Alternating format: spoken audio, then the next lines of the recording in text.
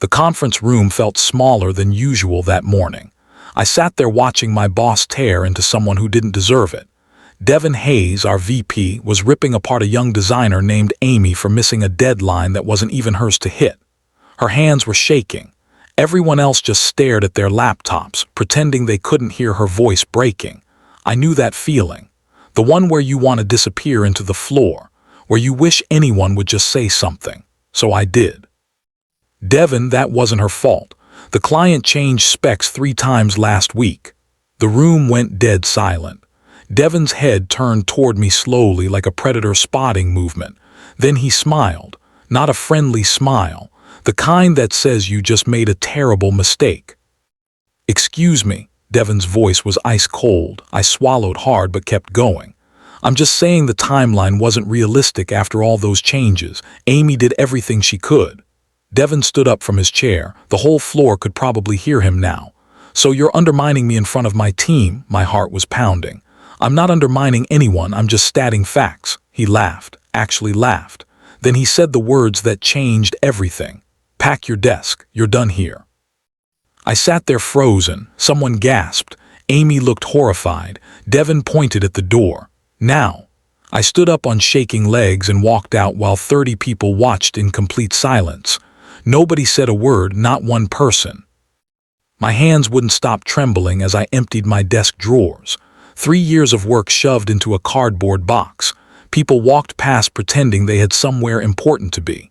A few glanced over with pity in their eyes, then quickly looked away. That's what happens when you speak up. You become a warning to everyone else. I was almost finished when Amy appeared beside me. She pressed a folded note into my hand, her eyes red. "Thank you," she whispered. "Nobody ever stands up to him." Then she disappeared before Devin could see her. I unfolded the note later in my car. It just said, "You were the only one brave enough." I sat there staring at those words, wondering if being brave was worth losing everything. I drove home in a fog. My phone sat silent on the passenger seat. No calls from HR, no messages from coworkers, just silence. That's when it rang. Unknown number. I almost didn't answer. Something made me pick up. "Hello, is this you?" The voice was familiar, but I couldn't place it. "Who is this?" "Raymond Locke." My chest tightened. Raymond had been my mentor 5 years ago at my first company. He'd left to start his own investment firm. We'd lost touch. "Raymond." "How did you—" "I heard what happened today," he interrupted. "Meet me tonight, 7 o'clock, Antonio's downtown." "I don't understand." "You will," he said. Then he hung up. I stared at my phone, confused and exhausted. What could he possibly want with someone who just got fired? Antonio's was the kind of restaurant where executives made deals over expensive wine. I felt out of place in my wrinkled shirt. Raymond sat at a corner table looking exactly like I remembered. Sharp suit, calm eyes, the posture of someone who'd never doubted himself. He stood and shook my hand firmly. "Sit down. We need to talk." I sat. He poured me water and got straight to it. "I've been watching your company for 6 months. I'm in the process of acquiring majority control of the parent corporation." My brain tried to catch up. "You're buying." "I'm buying the power to change things," he said. "And I need someone who actually cares about people, not profits, people." He leaned forward. "I need a partner, someone who'll do what's right even when it costs them something." I just stared at him. "Are you serious?" "Completely serious," Raymond said. "I've seen your work, I know your character. Today proved everything I needed to know." My mind was racing. "But Devin just fired me, I'm done there." Raymond smiled. "Devin won't be in a position to fire anyone much longer." He slid a folder across the table. "This is my offer, Director of Operations. You'd oversee multiple departments, including the one you just left." I opened the folder. The salary made my head spin. "I don't understand." "Why me? Because toxic leaders like Devin destroy companies from the inside. I'm cleaning house, but I need someone who won't become what they replace." He watched me carefully. "Interested?" I thought about Amy's shaking hands, about the silence in that room, about every person too scared to speak. "Yes," I said, "but I have one condition." Raymond raised an eyebrow. "What condition?" "Nobody knows I'm coming back, not yet." He considered this. "You want the element of surprise. I want time to understand what's really happening there, I said. Devon's been running that department for 3 years. If he's been cutting corners or hiding problems, I need to know before I walk back in. Raymond nodded slowly. Smart. I can give you 2 weeks. I'll have my legal team grant you access to internal documents. Financial reports, HR complaints, everything. He extended his hand. Deal. I shook it. My hand was steady this time. Deal. Walking out of that restaurant, I felt something I hadn't felt in years. Not anger, not revenge. Purpose.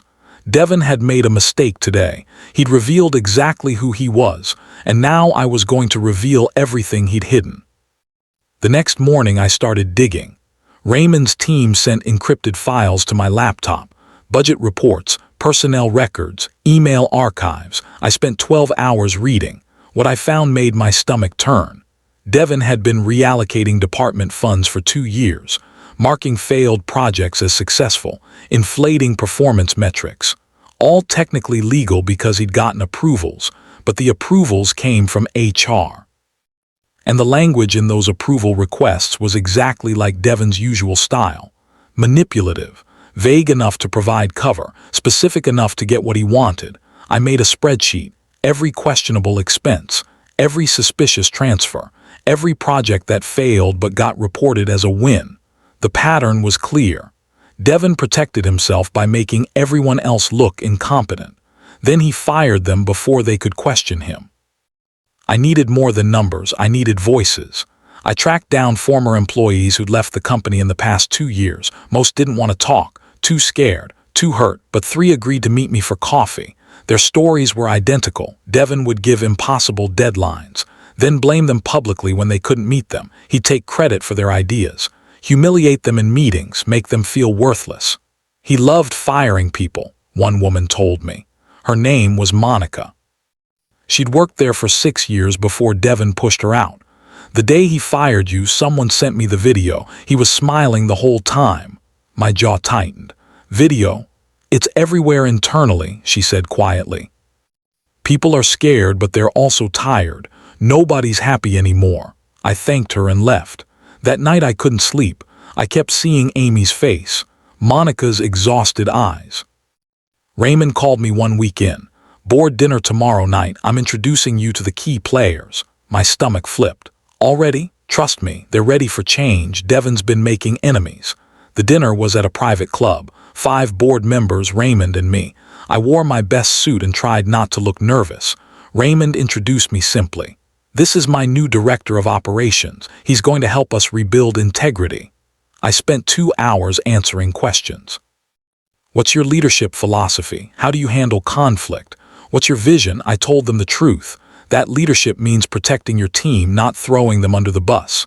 That accountability starts at the top. That profit matters, but people matter more. An older board member named Harrison leaned back in his chair. Devon's been acting paranoid lately, he said. Think he knows something's coming, Raymond smiled. Let's hope he doesn't, not yet. Devon was spiraling. Raymond's assistant leaked reports to me daily. Devon had sent 3 angry emails that week questioning budget reviews. He'd snapped at 2 directors during a meeting. He'd even sent a company-wide message reminding everyone about loyalty and team unity. Translation: don't talk to anyone outside this building. But people were talking. Someone leaked a video of Devon screaming at an intern. It spread through the company like wildfire. HR was getting complaints. The board was getting nervous. Raymond called me. Board meeting moved up. 3 days, they want this resolved faster. I'm ready, I said. I'd built a complete case. Financial irregularities, HR violations, testimony from former employees, not revenge, just facts. Cold, undeniable facts. Devon had built his kingdom on fear. I was about to show everyone it was built on sand. The internal audit started on Monday. I watched remotely through Raymond's updates. Devon was sweating. The numbers didn't match his reports. He tried to blame his assistant. Then he tried to blame HR. That's when the HR director cracked. We flagged these issues 2 years ago, she said. Someone here warned us this would happen. The room went silent. Who? The board chair asked. She hesitated, then quietly, someone who got fired. Devon's face went pale. What are you talking about? Before he left, there were emails, concerns about department practices. We have them archived. Devin stammered. That's impossible. Who? The board chair looked at him coldly. I think you know exactly who. The meeting ended early. Raymond texted me. He's starting to figure it out. I texted back. Good. Devin got summoned to the boardroom the next day. Raymond's assistant recorded the audio for me. I listened as Devin walked in confident, assuming he'd talk his way out. Gentlemen, if this is about that former employee, I assure you, the board chair interrupted him. Sit down. Devin sat. We're restructuring leadership, the chair continued. Effective immediately, this department will report to new oversight. New oversight? Devin laughed nervously. Who? Someone you know, Raymond's voice came through clearly. Someone you recently underestimated. Silence. Then Devin's voice, smaller now. What are you saying? I'm saying, Raymond continued calmly, that you'll meet your new superior tomorrow morning. 9 a.m. Be professional. The recording ended. I sat in my apartment staring at the wall. Tomorrow. Tomorrow I walked back into that building. Not as the guy who got fired. As Devin's boss. I barely slept. Not from fear, from something else. What if I became like him? What if power changed me the way it changed Devin? I reread Amy's note. You were the only one brave enough. I couldn't become the thing I was trying to fix. At 8:30, Raymond picked me up. Ready? He asked. Ready. We walked through the main entrance at exactly 9 a.m. The lobby went silent. People stopped mid-conversation. Someone dropped their coffee cup. I kept walking, calm and steady, right beside Raymond. We took the elevator to the executive floor. When the doors opened, I could see through the glass walls into the main office. Devin was standing by his desk. He turned toward the elevator. Our eyes met. His face went white. His coffee mug slipped from his hand and shattered on the floor. Nobody moved. Nobody breathed. Raymond smiled beside me. Shall we? We walked into the conference room. The entire leadership team was waiting. Devin stumbled in last, looking like he'd seen a ghost. Raymond stood at the head of the table. Everyone, I'd like to introduce your new director of operations. Effective immediately, all department heads report to him. Devin's mouth opened, but no sound came out. Coworkers stared. Some looked confused. Others looked hopeful. Raymond continued.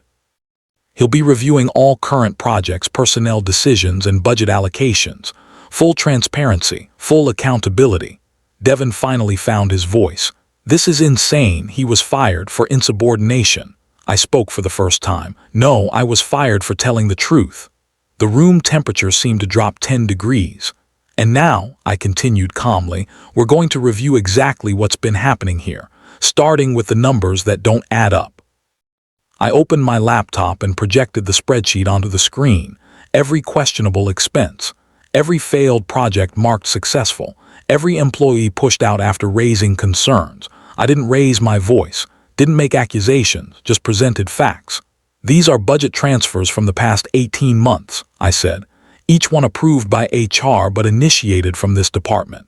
Each one suspiciously timed after performance concerns were raised. Devin shifted in his seat. Those were legitimate operational needs. Were they? I clicked to the next slide. Because 6 employees filed complaints about retaliation after questioning these exact transfers. His face flushed red. Those complaints were investigated and dismissed. By you, I said quietly. You investigated yourself. Convenient. The board chair leaned forward. Devin, do you have documentation supporting these transfers? Devin stammered. The files. This is clearly a setup. I slid a printed email across the table. This is from you, dated 6 months ago. Devin grabbed the email. His hands were shaking. The paper showed him instructing HR to approve a transfer marked urgent operational costs. But I'd cross-referenced the dates. That transfer happened the same day he'd fired someone for questioning department spending. You have no proof I did anything wrong, Devin said, but his voice cracked. I have 12 former employees who say otherwise, I replied. I have budget records, email trails, HR complaints you buried. The board chair stood up. Devin, you're suspended pending full investigation, effective immediately. Devin exploded. You set me up, all of you, he pointed at me. Especially you, you're just bitter about getting fired. I looked at him calmly. No, I'm just doing what you should have done, protecting the people who work here. Devon's assistant started clapping, then someone else joined, then another. Devon looked around the room in disbelief. Then he stormed out, slamming the door. The next 3 days were intense. I restructured reporting systems, brought in HR consultants, started exit interviews with current employees to understand what they'd been dealing with. The stories were worse than I'd imagined. People working 70-hour weeks, being blamed for Devon's mistakes, too terrified to speak up. I reached out to former employees, offered some their jobs back if they wanted. Monica called me crying. "You really meant it about things changing." "I meant it," I said.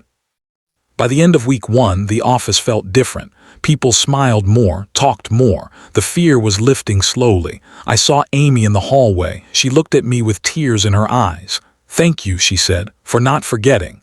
"I could never forget," I told her. That's when HR knocked on my door. "Devon wants to meet with you, privately. He says it's urgent." I met Devon in a small conference room. He looked terrible, unshaven, bags under his eyes. He didn't look angry anymore, just broken. "Please," he said quietly, "don't destroy me." I sat across from him. "I'm not destroying you. You destroyed yourself." "I have a family," he continued. "Kids in college, a mortgage. If you push this investigation further, I'll lose everything." I thought about Amy's shaking hands, Monica's exhausted face. All the people whose families and mortgages didn't matter to him when he was destroying their careers. "You had choices," I said. "Every time someone came to you with a concern, you could have listened. Every time you humiliated someone, you could have shown respect. You chose this." He stared at the table. "What happens now? That's up to the board, but I can tell you this. You won't work here anymore." He looked up, eyes red, not from regret, from the pain of losing control. "I didn't think you'd actually come back," he whispered. 3 months later, I walked through the office on a regular Tuesday morning. The energy was completely different. People laughed, collaborated, actually seemed happy to be there. Amy was leading a major client presentation, the same Amy who'd been trembling in that conference room. She saw me and waved. After the meeting, she stopped by my office. "I got promoted," she said, smiling. "Project lead." "You earned it," I told her. "You believed in me," she said, "when nobody else did." That changed everything. I thought about that morning, about Devon's smug smile, about walking out in silence while everyone watched, about the note Amy gave me, about choosing to do the right thing even when it cost me everything. "That's what real leadership is," I said, "believing in people even when it's hard." She left and I sat at my desk looking out at the team. 2 weeks ago I had nothing. Today I helped run the company that tried to break me. Sometimes getting fired is the best thing that ever happens to you. If you've ever had a boss who made you feel small, keep listening. If you've ever been punished for doing the right thing, this is for you. If anyone ever told you that speaking up would ruin your career, I need you to hear something. People like Devon exist everywhere. In offices, in classrooms, in families. They use fear as a weapon. They humiliate people publicly.